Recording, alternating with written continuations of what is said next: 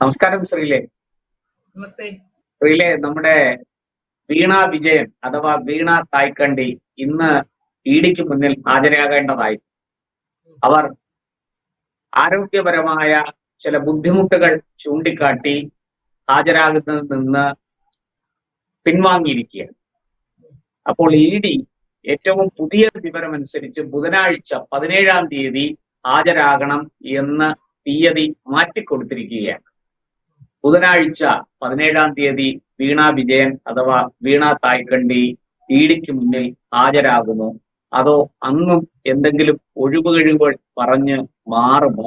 അങ്ങനെയെങ്കിൽ ഈ അനിശ്ചിതമായി ഹാജരാകുന്നതിൽ നിന്ന് പിൻവാങ്ങി ഹാജരാകാതെ നീട്ടിക്കൊണ്ടുപോയാൽ ഇഡി എന്ത് നടപടി സ്വീകരിക്കും വീണയ്ക്കെതിരെ?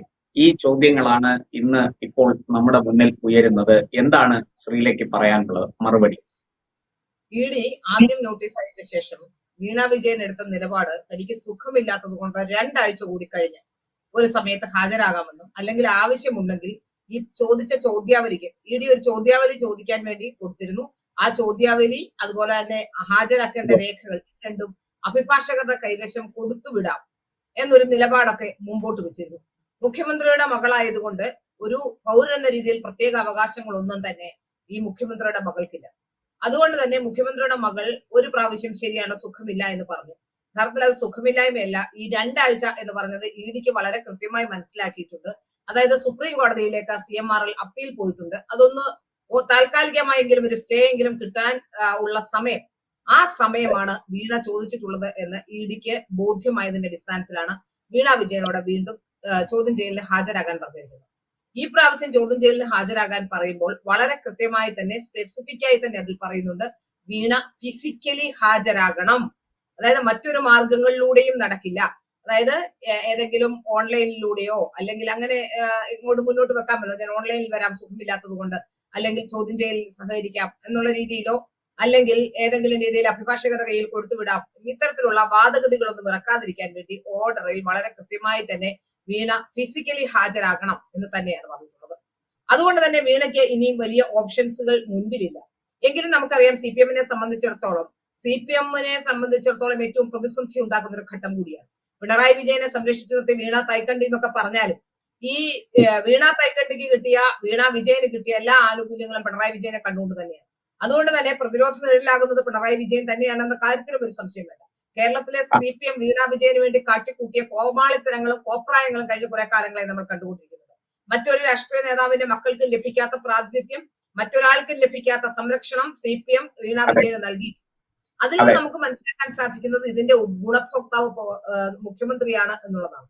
മുഖ്യമന്ത്രി തന്നെയാണ് എന്ന ബോധ്യം CPM പ്രവർത്തകർക്കും ഉണ്ട് എന്നുള്ളതുകൊണ്ടാണ്. അഡ്രസ് പോലും കൊടുത്തിരിക്കുന്നത് AKG സെന്ററിന്റെ മേൽവിലാസമാണ്. അതെ, ഇവർ പറയുമ്പോ അത് ആദ്യഘട്ടത്തിൽ ഇവർ പറഞ്ഞ് പ്രചരിപ്പിക്കാൻ ശ്രമിച്ച ഒരു കാര്യം വീണ വിജയനെ ആക്രമിക്കുന്നതിന് പിന്നിൽ മുഖ്യമന്ത്രിയുടെ മകളാണ് എന്നുള്ളതാണ്. എന്നാൽ SFIOയും കോടതിയും ഒക്കെ നിരന്തരം കൃത്യമായ നിരീക്ഷണത്തിലേക്ക് വന്നപ്പോൾ ഇപ്പോൾ പറയുന്നത് വീണ എന്തെങ്കിലും ചെയ്തിട്ടുണ്ടെങ്കിൽ വീണ അതിന്റെ രേഖകൾ ഹാജരായിക്കോളും, ഇനി വീണ എന്തെങ്കിലും ചെയ്തോട്ടെ, വീണയ്ക്ക് സംരക്ഷണമില്ല എന്നുള്ള രീതിയിലാണ് ഇപ്പോൾ സംസാരിക്കുന്നത്. പക്ഷേ ആദ്യഘട്ടം മുതൽ വീണ വിജയന് വേണ്ടി രംഗത്തിറങ്ങിയത് CPM ആയിരുന്നു.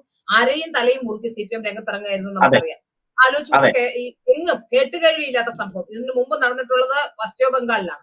അവിടെയും ഇതേപോലെ വിവരമില്ലാത്ത കുറെ ആൾക്കാരെ ഇവർ പണ്ട് കാലത്തുണ്ടാക്കി CPM-ഓ, അത് പിന്നീട് CPM നേരിട്ട് പിന്നീട് മമതാ ബാനർജിയുടെ തൃണമൂൽ കോൺഗ്രസ് ആകുന്നു, CPM ആകുന്നു. അങ്ങനെ ബംഗാളിലെ അവസ്ഥ നമുക്കറിയാം. ഇപ്പോഴവിടെ BJP-യിലേക്ക് ചേർന്നിട്ടുള്ളവരും ഇതേ തരത്തിലുള്ള ഗുണ്ടകളാണ്. അതുകൊണ്ട് ചില പ്രശ്നങ്ങളൊക്കെ പല സ്ഥലങ്ങളിൽ നിന്ന് പൊട്ടിപ്പുറപ്പെടുന്നുണ്ട്. അതുകൊണ്ട് തന്നെ നമുക്ക് മനസ്സിലാക്കാൻ സാധിക്കുന്നു ഇതേപോലെ അവിടെയും ഇവിടെയും മാത്രമാണ് ഇഡി ആക്രമിച്ച സംഭവങ്ങൾ അധികം നമ്മൾ കേട്ടിട്ടില്ല. അപ്പോൾ ചോദ്യം ചെയ്യാൻ വരുന്ന ഇഡിയെ റെയ്ഡ് ചെയ്യാൻ വരുന്ന ഇഡിയെ ആക്രമിക്കുന്ന രീതിയിലേക്ക് പിണറായി വിജയന് വേണ്ടി തന്നെയാണ്, വീണ വിജയന് വേണ്ടി തന്നെയാണ് പ്രതിരോധം സൃഷ്ടിച്ചിട്ടുള്ളത് നമുക്ക് വ്യക്തമായി മനസ്സിലാക്കാൻ സാധിക്കും.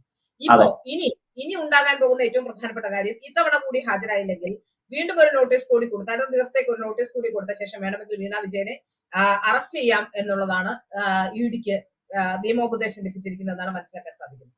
അപ്പോ തീർച്ചയായിട്ടും അന്വേഷണത്തോട് സഹകരിക്കാത്തത് ക്രിമിനൽ കുറ്റം തന്നെയാണ്. ഒരു അന്വേഷണ ഏജൻസിയോട് സഹകരിക്കാതെ മാറി നിന്നുകൊണ്ട് കഴിഞ്ഞ കുറെ കാലഘട്ടങ്ങളിലെ നമ്മൾ കാണുന്നതാണ്. CPM എപ്പോഴും ചെയ്യുന്നത് ഇങ്ങനെ തന്നെയാണ്. അപ്പോ അങ്ങനെ ഗിമ്മിക്ക് കാട്ടി ഇതിൽ നിന്ന് രക്ഷപ്പെടാൻ കഴിയില്ല. കാരണം SFIOയുടെ അന്വേഷണ റിപ്പോർട്ടുണ്ട്. അതിൽ കൃത്യമായി തന്നെ വീണ വിജയന്റെ അക്കൗണ്ടുകളെ സംബന്ധിച്ചും കൃത്യമായ വിവരങ്ങൾ SFIOയ്ക്ക് കിട്ടിയിട്ടുണ്ട്. അതിൽ SFIO കിട്ടിയ രേഖകളിൽ നിന്ന് തന്നെ ആ രേഖകൾ കൊടുക്കരുത് എന്ന ആവശ്യമൊക്കെ ഇഡിക്ക് കൊടുക്കരുത് എന്ന തരത്തിലുള്ള ആവശ്യങ്ങളൊക്കെ മുന്നോട്ട് വെച്ചുകൊണ്ട് CMRL ഹർജിക്ക് പോയിട്ടുണ്ട്. ആലോചിച്ച് നോക്കൂ, വീണയ്ക്ക് വേണ്ടി കേസ് നടത്തേണ്ടത് പോലും CMRLന്റെ ആവശ്യമായി മാറിയിരിക്കുന്നു എന്ന് പറയുമ്പോൾ CMRLന് മുഖ്യമന്ത്രി ചെയ്തു കൊടുത്ത സഹായം എന്താണ്? മുഖ്യമന്ത്രിയുടെ മകൾ എന്നതല്ലാതെ വീണ വിജയനെ എങ്ങനെയാണ് CMRLലെ ശശിധരൻ കർത്തയ്ക്ക് പരിചയം? അപ്പൊ ഇതൊക്കെ പുറത്തു പറയട്ടെ. ഒരു കമ്പനി എക്സാലോജിക് എന്ന് പറയുന്ന ബാംഗ്ലൂരിൽ നടന്ന ഒരു കമ്പനി, ആ കമ്പനിക്ക് ഇത്രമാത്രം പണം ആ കമ്പനിയുടെ അക്കൗണ്ടിലേക്ക് വരുമ്പോൾ അത് ഇപ്പൊ എങ്ങനെയാണ് വന്നത്? കള്ളപ്പണം വെളുപ്പിച്ചതാണോ? യഥാർത്ഥത്തിൽ അത് കള്ളപ്പണം വെളുപ്പിച്ചാണോ കാര്യത്തിൽ സംശയമൊന്നുമില്ല. അത് തന്നെയാണ്. ഇനി അഥവാ കള്ളപ്പണം വെളുപ്പിച്ചതല്ലെങ്കിൽ കൂടി ഈ പണം അവിടെ ചെയ്യാത്ത സേവനത്തിന് കിട്ടിയ പണം, ആ പണം എന്തിനാണെന്ന് വിശദീകരിക്കാൻ കഴിയാത്തത്തോളം അത് കള്ളപ്പണമാണ്. അതിന് ടാക്സ് അടയ്ക്കൂടെ ചെയ്തതോടുകൂടി അത് കള്ളപ്പണമാണ് എന്ന് ബോധ്യമായിരിക്കും. അപ്പൊ അതിൽ നമുക്ക് മനസ്സിലാക്കാൻ സാധിക്കുന്നത് SFIOയുടെ അന്വേഷണ റിപ്പോർട്ട് വളരെ കൃത്യമായിട്ട് അക്കാര്യം വ്യക്തമാക്കുന്നുണ്ട്. 54 വാല്യങ്ങളിലായിട്ട് 134 രേഖകളാണ് അവർ തയ്യാറാക്കിയിട്ടുള്ളത്. അതിന്റെ പകർപ്പാണ് ഇപ്പോൾ ED വാങ്ങിയിരിക്കുന്നത്. ഒരു വാല്യം എന്ന് പറയുമ്പോൾ 190 പേജ്, പരമാവധി 200 പേജാണ്. അതിനപ്പുറത്തേക്ക് ഒരു വാല്യം പോകാൻ പാടില്ല. കോടതിയിൽ ഹാജരാക്കുന്നതിന് ഇങ്ങനെ ചില മാനദണ്ഡങ്ങളുണ്ട്. അതുകൊണ്ട് തന്നെ ഒന്ന് ആലോചിക്കണം. 190 പേജ് വരുന്ന, നമുക്ക് 190 എന്നുള്ള മിനിമം പേജ് നോക്കാം, കൂട്ടാം. അങ്ങനെയെങ്കിൽ അങ്ങനെയുള്ള 54 വാല്യങ്ങളാണ് ഈ 134 രേഖകൾ. അപ്പോൾ കേസ് അത്ര ചെറുതല്ല എന്ന് വ്യക്തമാണ്. പറഞ്ഞോളൂ. തീർച്ചയായും.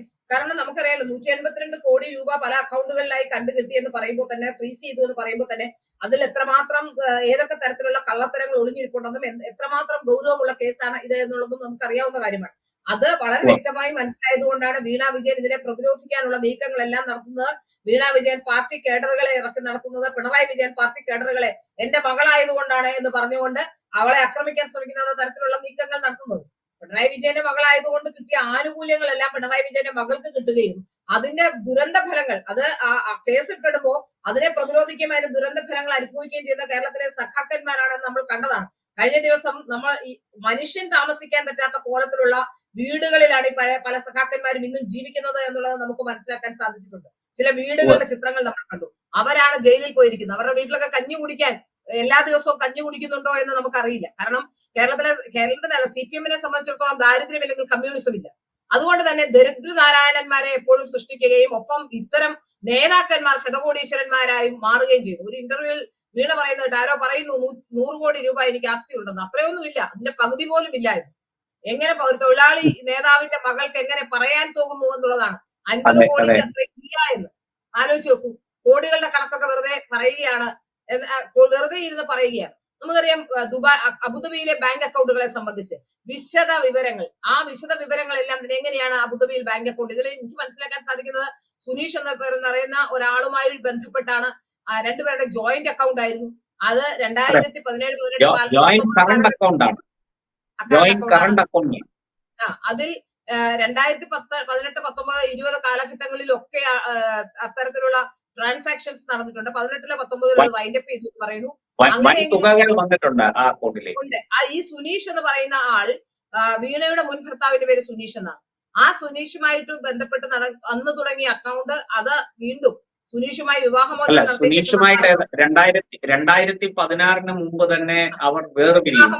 പിന്നീട് 2016 ശേഷമാണ് ഈ അക്കൗണ്ട് ആരംഭിച്ചിരിക്കുന്നത്. അപ്പോൾ ഈ സുനീഷ് വ്യാജരേഖ നിർമ്മിക്കുകയും ചെയ്തിട്ടുണ്ട്. അങ്ങനെയെങ്കിൽ ഒന്നുകിൽ വ്യാജരേഖ നിർമ്മിച്ചു, ഇല്ലെങ്കിൽ അതേ പേരിലുള്ള മറ്റാരോ ഇതിനകത്തുണ്ട്. ഇതെല്ലാം പുറത്തു വരേണ്ടതുണ്ട്. ഇത്തരം ചില ചോദ്യങ്ങൾക്ക് കൃത്യമായ ഉത്തരം, അതായത് വളരെ കൃത്യമായ തെളിവുകൾ EDയുടെ കൈവശമുള്ള ഒരു കേസാണ് ഇത് എന്നാണ് ഞാൻ മനസ്സിലാക്കുന്നത്. അതുകൊണ്ട് തന്നെയാണ് ED വളരെ ആത്മവിശ്വാസത്തോടെ കോടതിയിലേക്ക് പോകുന്നത്. കോടതി ED പറയുന്ന കാര്യങ്ങൾ അംഗീകരിക്കുന്നത്, ആത്മവിശ്വാസത്തോടെ മുന്നോട്ട് പോകാൻ EDക്ക് കാരണമാകുന്നത് ഈ കേസിലെ തെളിവുകൾ തന്നെയാണ് എന്ന കാര്യത്തിൽ യാതൊരു സംശയവുമില്ല. അതുകൊണ്ട് തന്നെയാണ് വീണ വിജയൻ പേടിക്കുന്നത്, വീണ വിജയൻ പോകാതിരിക്കാൻ ശ്രമിക്കുന്നത്. ഏതായാലും ഇനി അങ്ങനെ ഒരു സാധ്യത ഉണ്ടാകാനുള്ള രീതിയില്ല. ഇനി നമുക്കറിയാൻ പറ്റില്ല കേട്ടോ. തലേ ദിവസം വേണമെങ്കിൽ ആശുപത്രിയിൽ അഡ്മിറ്റ് ആയാൽ ആശുപത്രിയിൽ നിന്ന് വേണമെങ്കിൽ അറസ്റ്റ് ചെയ്തുകൊണ്ട് പോകാം. EDക്കെന്നാണ് ഞാൻ മനസ്സിലാക്കുന്നത്. ഒരു പ്രാവശ്യം കൂടി നോട്ടീസ് കൊടുത്താൽ EDക്ക് 3 പ്രാവശ്യത്തിൽ കൂടുതൽ സാധാരണഗതിയിൽ അങ്ങനെ വിളിച്ചാൽ ചെല്ലാതിരുന്നാൽ കസ്റ്റഡിയിൽ എടുക്കാം. ഇത് നമുക്ക് വ്യക്തമായിട്ട് അറിയാമല്ലോ. ഇത് ഒരു അസുഖവുമില്ല, ടെൻഷനും പ്രശ്നവും ഒക്കെ ഉണ്ടാവും. അത് ഈ കള്ളത്തരം കാണിച്ചു പിടിക്കപ്പെടുമെന്നുള്ള പേടിയാണ്. അത് BP ആണ്.